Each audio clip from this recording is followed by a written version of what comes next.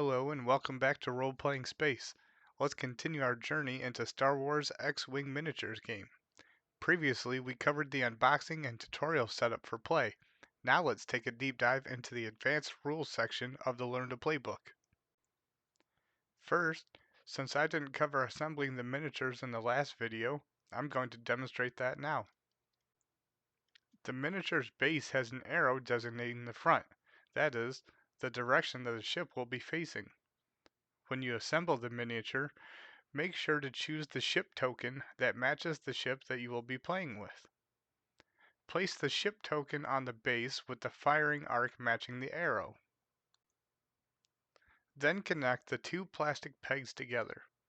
You will notice the pegs are unidirectional, the same as the connector on the bottom of the miniature. Connect the pegs to the miniature, and then to the base, matching the front of the ship to the firing arc. You can also use the ID tokens, which are the number tokens that fit into the base. These help with identifying ships, especially if you have duplicates in play. There should be 3 of these tokens, 2 go into the base of the ship, front and back, and a third is set next to the ship card that matches the associated miniature. Alright, let's go over actions. During the activation phase, each ship may perform one action after moving. Actions provide a variety of benefits, such as making attacks more or less effective, or making small adjustments to a ship's position. Each action that can be performed by an X-Wing or TIE fighter is described below. Each ship has an icon in its action bar, which represents the actions it can perform. Additionally, certain pilot abilities, upgrade cards, damage cards, or missions may allow ships to perform other actions. Action bar on the ship card. The following restrictions apply when performing actions. A ship with a stress token cannot perform any actions. A ship that overlaps another ship cannot perform its action. If an ability allows a ship to perform more than one action during a round, it cannot perform the same action more than once per round. Focus. Ships with the eyeball icon in their action bar may perform the focus action. To perform this action, place one focus token near the ship. The ship can spend the focus token later during an attack to increase its chances of hitting the target or dodging an attack. See modifying dice on page 12. Unspent focus tokens are removed from all ships during end phase. Evade. Ships with the evade icon in their action bar may perform the evade action. To perform this action, place one evade token near the ship. The ship can spend the evade token during an attack to cancel one hit or crit result rolled by an attacker.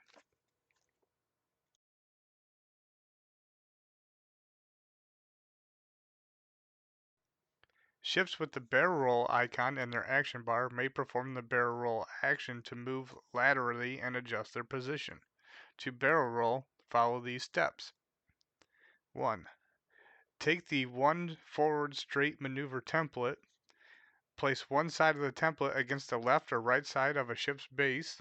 The template cannot be placed beyond the base's front or back edges. Lift the ship off the play surface, then place the ship at the other end of the template. The template cannot be beyond the front or back edges of the ship's base, and the ship must face the same direction as it did before the barrel roll. A ship cannot perform a barrel roll if its base would overlap another ship or an obstacle token, or if its maneuver template would overlap an obstacle token.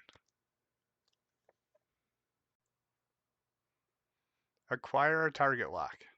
Ships with the target lock icon in their action bar may perform the acquire a target lock action.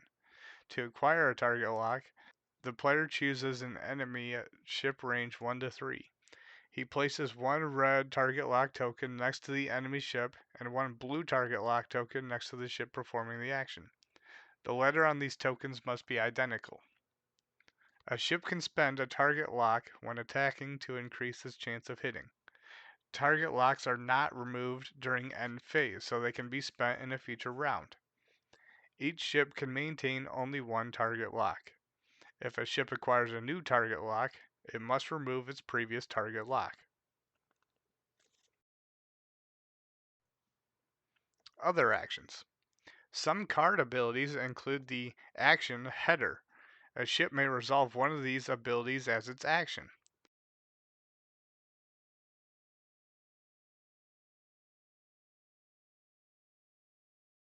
Some game effects allow a ship to perform a free action at various times during the game.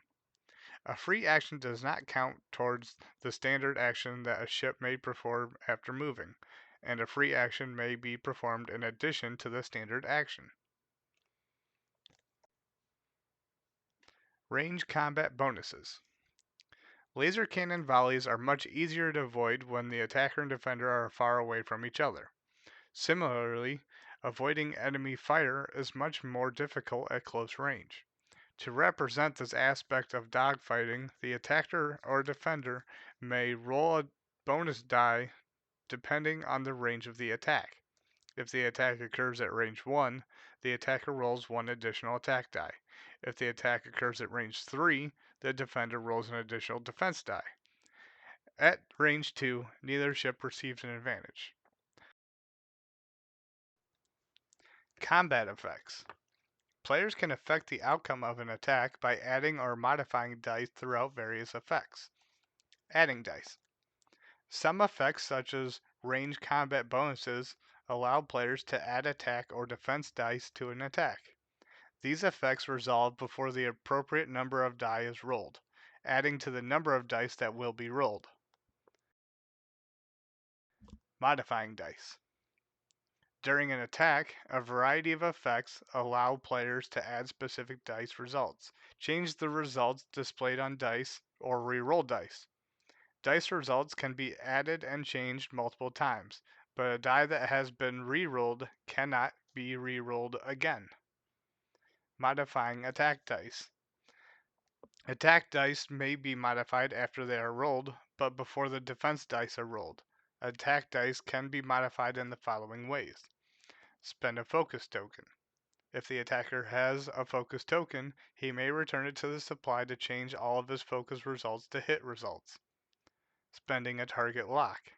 If the attacker has a target lock on the defender, he may return the pair of target lock tokens to the supply to re-roll one or more attack dice of his choice. Using a card effect. A player can modify the attack dice as instructed on the card. Modifying defense dice. Defense dice may be modified after they are rolled, but before the results of the attack dice and defense dice are compared. Defense dice can be modified in the following ways. Spending a focus token. If the defender has a focus token, he may return it to the supply and change all of his focus results to evade results. Spending an evade token. If the defender has an evade token, he may return it to the supply and add one additional evade result to the defense roll. Using a card effect. A player can modify the defense dice as instructed on a card. Critical damage. Ships can suffer critical damage from the critical results. Critical damage can cause ships to suffer penalties like losing combat effectiveness or taking extra damage. During an attack, a ship suffers one critical damage for each uncancelled critical result. When a ship suffers critical damage, it removes one of its shield tokens. If it does not have a shield token to remove, it is instead dealt one face-up damage card. Then it must resolve the text on that damage card. Critical results and critical damage follow two special rules. All hit results must be cancelled before critical results can be cancelled. All normal damage must be suffered before critical damage. Simultaneous attack rule. Although ships perform their attacks one at a time during combat phase, all ships with the same pilot skill value have the opportunity to attack before being destroyed. If a ship is attacked by another ship with the same pilot skill that would be destroyed without having an opportunity to attack, it retains its damage cards without being removed from the play area.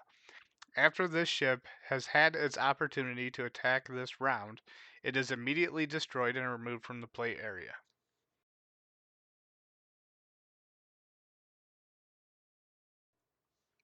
Obstacles. Outer space contains many hazards, including asteroids and floating debris. Obstacles are added to the play area during the place obstacles step of setup. See complete setup on page 16. Moving through and overlapping asteroids. When a ship executes a maneuver in which either the maneuver template or the ship's base overlaps an asteroid obstacle token, follow these steps. 1. Execute the maneuver as normal, but the ship cannot perform its action after moving. 2. Roll 1 attack die. On a hit result, the ship suffers 1 damage. On a crit result, it suffers 1 critical damage. While a ship is overlapping an asteroid obstacle token, it cannot perform any attacks. Attacking through obstacles. Obstacles represent space features that are difficult to fire through. When measuring range for an attack, if the edge of the range ruler overlaps an obstacle, the attacker is obstructed. For obstructed attack, the defender rolls an additional defense die. Squad building. Players can construct their own squads to explore creative combinations of abilities and to suit their personal playstyles. Whether playing casually or in an officially sanctioned X-Wing tournament, squad building is an exciting activity that players engage in before they start a game of X-Wing. All ship cards and upgrade cards display a number in the lower right corner. The number is the squad point cost of the ship or upgrade. The players must agree on how many total squad points that each player's squad can include. It is recommended that each player fields a 100-point squad, although players are free to choose any point total. If players only own the 3 ships found in the game box, each player should field a 36-point squad. After choosing a point total, both players secretly build their squads. They do this by choosing a number of ship cards and upgrade cards with a combined squad points equal to or lower than the agreed upon point total. During the gather forces step of setup, they simultaneously reveal the ships and cards in their squads. Unique names. This game includes some famous pilots and droids from the Star Wars universe. Each of these famous characters is represented by a card with a unique name, which is identified by a bullet point to the left of the name. A player cannot field 2 or more of the cards that share the same unique name, even if those cards are of different types, i.e., a ship card or an upgrade card. Initiative. One player always has initiative, a distinction used to resolve timing conflicts. During setup, the player with the lowest squad point total chooses who has initiative. If both players have the same squad point total, one player rolls 1 red die. On a hit or crit result, the player who rolled the die chooses who has initiative. Otherwise, his opponent makes the choice. The player with initiative passes the initiative token next to his cards. When ships of equal pilot skill value are activated, the player with initiative activates all his ships with the pilot skill value first. Then the opposing player activates his ship with the pilot skill value. Initiative also applies during combat phase. The player with initiative resolves combat steps for his ships with the pilot skill before his opponent. If multiple abilities resolve at the same time, the player with initiative resolves his abilities first. Upgrade cards. There are different ways to customize a ship, such as adding an astromech, a secondary weapon, or an elite talent. However, each ship is limited in which upgrades and how many each upgrade it can equip. The upgrade bar on the ship is shown at the bottom. The upgrade icon matches the slot on the upgrade card. The upgrade bar along the bottom of the ship card displays icons that represent which upgrades the ship can equip. For each icon shown in the upgrade bar, the ship can equip one upgrade card in the matching icon. Upgrade cards may be used by ships of any faction as long as the icon appears on the ship's upgrade bar. Other restrictions. Some upgrade cards list traits that indicate additional restrictions.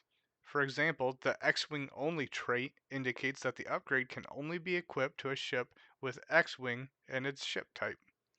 Each restriction is described in full under the upgrade cards on page 20 of the rules reference. Secondary weapons. Some ships can equip upgrades that are secondary weapons, such as proton torpedoes. Secondary weapons have the attack header in the card text. They provide ships with special attacks that can hit especially hard or disable the enemy. The attacker chooses to use the secondary weapon when declaring a target. The target must be within the attacker's firing arc, and the attack's range must fall within the weapon range listed on the card. The attack may specify other requirements in parentheses, such as attack with target lock, which means the attacker must have target lock on the target.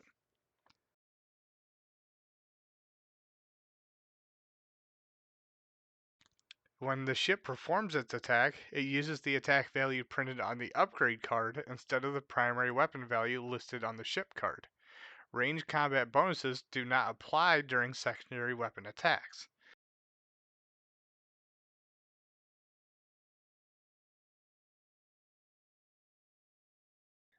To set up a standard game of X-Wing, proceed through the following steps. 1. Gather forces. The players reveal their squads and gather all of their ships, cars, and other components necessary for their squads. They assign ID tokens to the ships as necessary. 2. Determine initiative. The player with the lowest squad point total chooses the player who has initiative. If the players are tied, the players randomly determine which player chooses who has initiative by rolling the dice. 3. Establish a play area. Establish a 3-foot by 3-foot play area on a flat surface such as a table or playmat. 4. Place obstacles. Starting with the player who has initiative, each player takes one obstacle token from the supply and places it in the play area. Starting with the player who has initiative, each player takes one obstacle token from the supply and places it in the play area. Obstacles cannot be placed at range 1 of each other or range 1 to 2 of the edge of the play area. After the last obstacle is placed, the player who does not have initiative chooses an edge of the play area to be his own. His opponent's edge is the opposite side of the play area. Place forces. The players place their ships in the play area in order from lowest pilot skill to highest pilot skill. If multiple ships tie in pilot skill, the player with initiative places his ships with that pilot skill first. Ships must be placed within range 1 of their player's edge. Activate shields. Place a number of shield tokens on each ship card equal to that card's shield value. Prepare other components. Shuffle the damage deck and place it face down outside the play area within reach of both players, along with the maneuver templates, dice, range ruler, and the token supply. And that completes this overview of the advanced rules for X-Wing First Edition. Next, we are going to play a game with the core set advanced rules. Come see this exciting battle.